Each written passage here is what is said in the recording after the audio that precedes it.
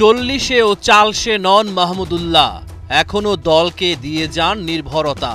BPL ক্রিকেটে ফের লিখেছেন সাফল্য গাঁথা।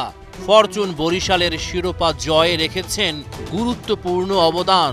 অদম্য মনোবলে ঘুচিয়ে দিয়েছেন তরুণদের সাথে বয়সের ব্যবধান। বিপিএলে ৮ ইনিংসে ২০৬ রান করেন মাহমুদুল্লাহ। ফিনিশিং রোলে এখনও নজর টানা। চ্যাম্পিয়ন্স ট্রফিতে তাই সাইলেন্ট কিলারকে নিয়ে বেড়েছে প্রত্যাশা। বিপিএলে ব্যাট করেছেন ১৪৩ স্ট্রাইক রেটে, ১০টা ছক্কা রয়েছে নামের পাশে। চ্যাম্পিয়ন্স ট্রফিতে বাংলাদেশ খেলবে এ গ্রুপে। শক্তিশালী ৩ প্রতিপক্ষ ভারত, নিউজিল্যান্ড আর পাকিস্তানের বিপক্ষে লড়াই জমিয়ে তুলতে পারবে। চ্যাম্পিয়ন্স ট্রফিতেও রিয়াদের ওপর নির্ভর করবে টাইগাররা। গত ১ বছরে বাংলাদেশের হয়ে ওডিআইয়ে তিনিই সবার সেরা।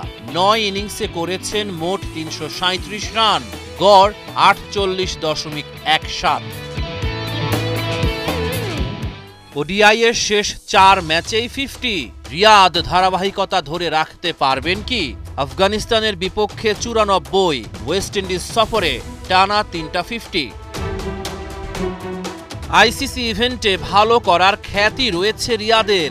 ২০২৩ বিশ্বকাপে সমালোচকদের মুখ বন্ধ করে বাংলাদেশের হয়ে করেছিলেন সর্বোচ্চ ৩৫৮ রান।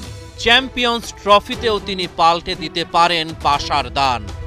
আল্লাহ বিশ্বাসকারীকে কখনোই হতাশ করেন না। যারা মহান সৃষ্টিকর্তার উপর ভরসা রাখেন তারাই সফল হন। কথাগুলোর মর্ম আপনি তখনই বুঝবেন যখন একজন মাহমুদুল্লাহ রিয়াদের এই দৃশ্যগুলো দেখবেন। একজন রিয়াদ দেশের ক্রিকেটে কতটা শিক্ষণীয় চরিত্র সেটা তো আপনি সবাই জানি, সবাই মানি। ঠিক আরো একবার ক্রিকেটের প্রতি নিজের নিবেদনটা প্রকাশ করলেন গতকাল ফরচুন বরিশালকে ট্রফি জিতিয়ে। খেলার মাঠে শত চিত্র থাকে, শত ঘটনা থাকে। কিছু কিছু আমরা প্রত্যক্ষ করি, কিছু জিনিস আবার পরোক্ষভাবে অঙ্কন করি। ঠিক এসবের ফাঁকফোকরে অনেক কিছুই বের হয়ে যায় যা আমরা কেউই দেখতে পাই না। একজন মাহমুদুল্লাহ রিয়াদও বোধহয় তেমনই। ক্যারিয়ার জুড়ে যা কিছু করেছেন সবকিছুই নীরবে থেকেছে, যা আমরা কখনো স্বীকার করিনি। ফাইনালে যখন ১১ বলে ৭ রান করে আউট হলেন তিনি, তখন অনেকেই মুখ ভর্তি মন্দ কথায় কয়েকটা উচ্চারিত ধ্বনি দিয়ে তাকে ছোট করার চেষ্টা করেছি। ফাইনাল হারলেও স্বাভাবিকভাবে সবচেয়ে বড় দায়ভারটা যেত তার কাঁধেই।